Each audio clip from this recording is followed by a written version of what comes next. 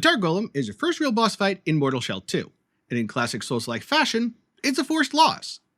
But that doesn't mean you can't put up a good fight and get the boss to 0 health.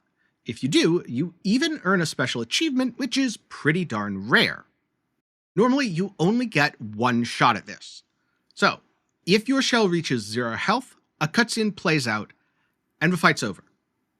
But, if you hit Alt F4, right as the cutscene starts, the game just puts you back right before the fight. You can jump back in and try again. It's possible that this will be patched in the future, but as of right now, still working totally fine.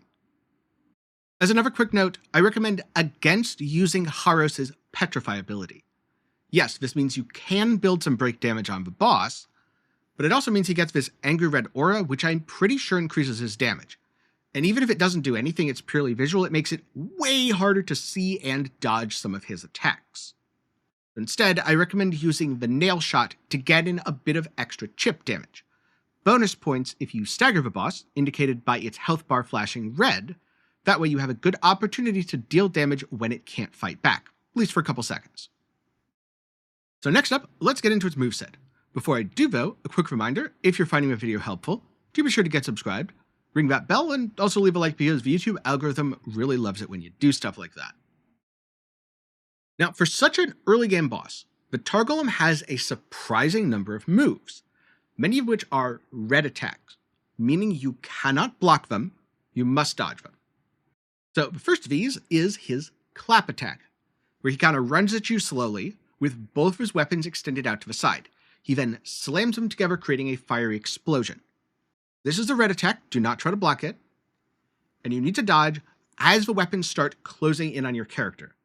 If you dodge while he's still running at you, you will get caught in the explosion after the weapons collide. Similarly, another attack he does if you're far away is his charge, where he puts both weapons together, digs them into the ground, and runs at you. I found this to be pretty easy to avoid, though sometimes he seemed to randomly change direction at the last minute, sometimes requiring me to dodge a second time. Occasionally, he even gets stuck on terrain while using this move, which is a good opportunity to get in additional damage. Then there's his big smash attack. He brings both of his weapons together and does a massive overhead hit.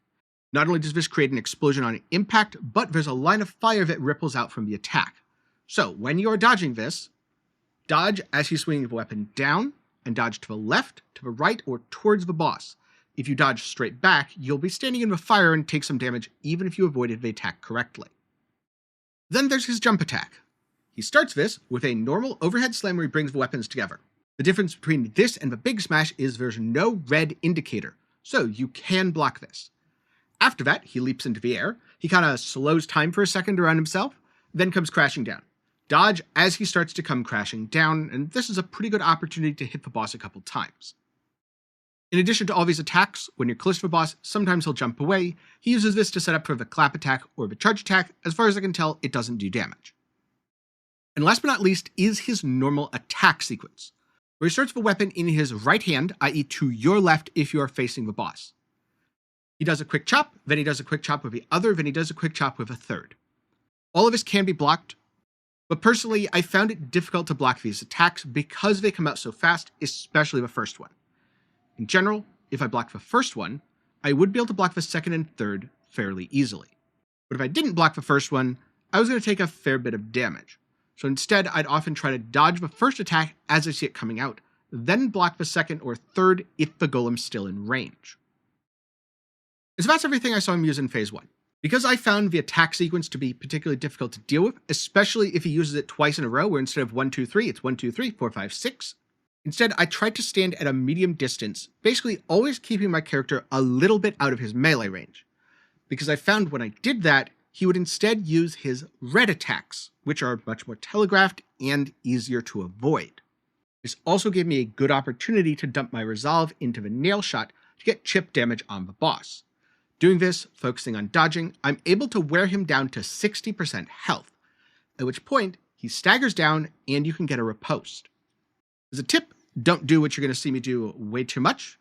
Don't immediately do the riposte. Instead, while you're in front of a boss, use a heavy attack once, maybe twice. You should be able to fit in the timing, as that way you can get in some extra damage before riposting the boss, causing him to stand up and entering Phase 2.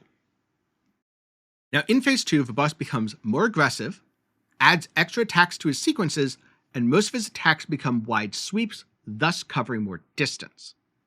The biggest change is that his regular attack sequence goes from 3 hits to 4 and now has 3 different variants. The sequence will go, put both axes back, swing 1, swing 2, continue for momentum, swing 1, swing 2. So ba-bum, ba-bum. I found strikes 1 and 3 are fairly easy to block, strikes 2 and 4 a bit harder, so if I wasn't feeling confident, I just hold my block after strike 1 or strike 3. But sometimes he does a second variant of this. And I found this sequence to be more difficult because the timing changes between the attacks. The first 4-hit sequence is consistently fast, but with this, he will first open by cocking both axes back and sweeping both of them across.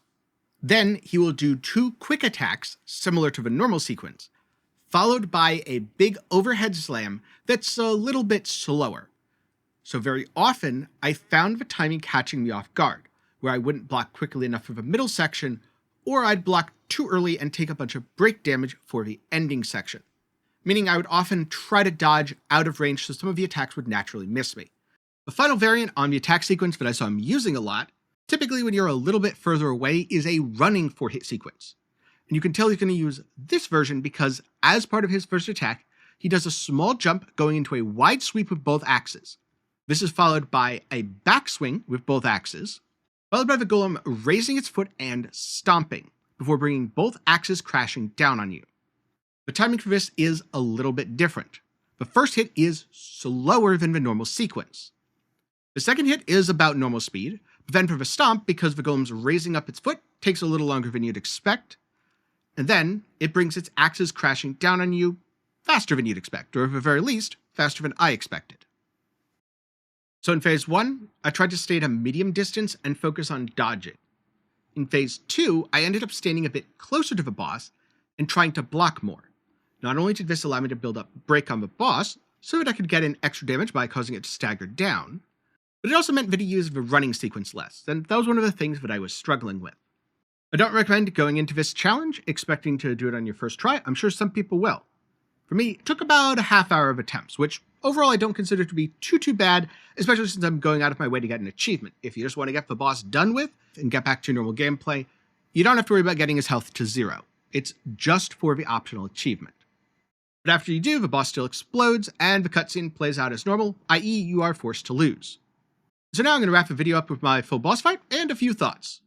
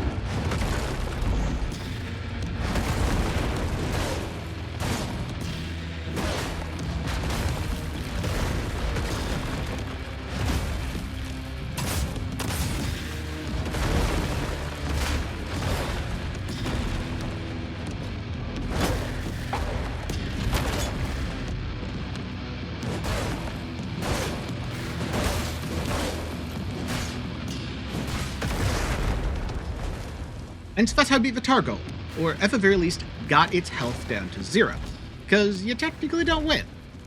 With that said, if you're just starting the game and you're going, okay, Ten, should I do this now? My advice would be no.